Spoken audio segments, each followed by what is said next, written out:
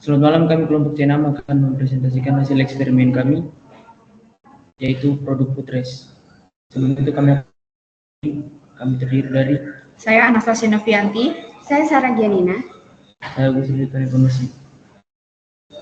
Untuk rangka besar presentasi, yang pertama ada rumusan masalah, yang kedua ada kebutuhan penting desain, yang ketiga ada konsep alternatif tidak terpilih, yang keempat ada konsep akhir, kelima ada desain rinci, yang keenam ada ringkasan. Untuk rumusan masalah, pada lingkungan kantor, para pekerja umumnya melakukan sebagian besar kerjanya dengan posisi duduk. Kondisi kaki pekerja menggantung, memicu kelelahan dan menimbulkan ketidaknyamanan saat bekerja. Next. Kemudian ini merupakan kebutuhan penting desain, yaitu yang pertama ada objective tree, black box, transparent box, dan function diagram. Selanjutnya ada konsep alternatif tidak terpilih dari produk Putres, yaitu ada coating clear plastik fillet dan tidak fillet, coating clear kayu tidak fillet, coating clear logam fillet dan tidak fillet. Next. Kemudian ada resin kayu fillet dan tidak fillet, resin logam fillet dan tidak fillet. Oke, selanjutnya ini merupakan konsep akhir yang terpilih, yaitu coating clear kayu fillet. Ini merupakan satu alternatif yang terpilih dari 12 alternatif yang ada. Deskripsi dari yang terpilih ini, produk memiliki material kayu yang bisa tahan sampai 10 tahun, biaya produksi maksimalnya yang ditentukan yaitu 140.000. Kemudian pemilihan tinggi produk 11 cm dan berat produk kurang lebih 1-2 kg. Fitur utama dari desain produk kami yaitu memiliki kemiringan sudut sebesar 30 derajat pada part alas bagian atas dan memiliki anti-slip yang berfungsi untuk menjaga supaya produk ini tidak mudah bergeser dan tidak licin.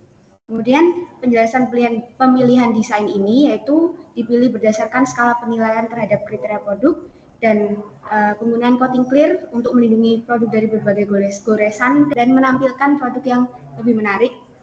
Material kayu supaya produknya itu kokoh, kemudian ringan supaya mudah dipindahkan, dan adanya fillet untuk menambah nilai estetika dan keamanan.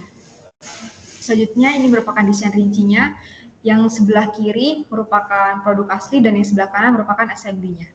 Melalui eksperimen yang dilakukan, didapatkan beberapa perubahan langkah seperti pada proses pengamplasan yang dimana pada awalnya kita hanya menggunakan amplas sedang, tetapi pada saat pembuatan kita menggunakan amplas kasar, amplas sedang, seperti itu.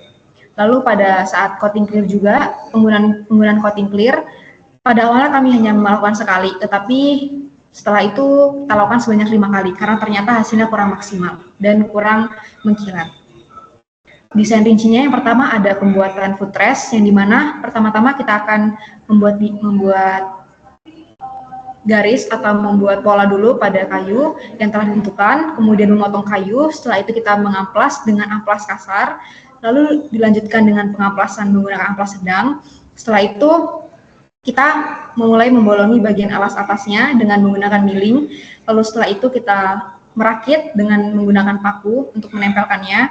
Setelah itu membolongi bagian anti-slip yang akan ditempelkan pada bagian alas atas, setelah itu penempelan anti-slip dan dilanjutkan dengan penggunaan coating clear. Yang kedua ada cara penggunaan footrest. Bisa kita letakkan di lantai dekat kursi yang hendak kita pakai dan bisa kita sesuaikan posisi kaki saat kita duduk. Lalu yang ketiga ada hasil analisis yang dimana kita melakukan 3 analisis. Yang A itu analisis stres material, diberikan beban yang diasumsikan memiliki berat 50 kg sehingga gaya yang bekerja adalah 490 Newton dan beban maksimum gaya ini mencapai 4.693 kali 10 pangkat 6 dan pada produk dapat dilihat gayanya itu 490 Newton, tidak menimbulkan beban maksimum. Lalu yang kedua ada analisis volume material dengan ukuran akhir produk 40 kali 18 kali 11 cm dengan volume sekitar 2.344,65 cm3. Lalu yang terakhir ada analisis berat produk yang kemudian kita menghitung masanya dengan rumus M sama dengan Pro kali V yang didapatkan hasilnya 1,47 kg. Kemudian massa jenis dari material kayu jati sendiri yaitu sekitar 630 kg meter per kubik. Ini merupakan perhitungan dari solidnya terhadap volume material dan stres material.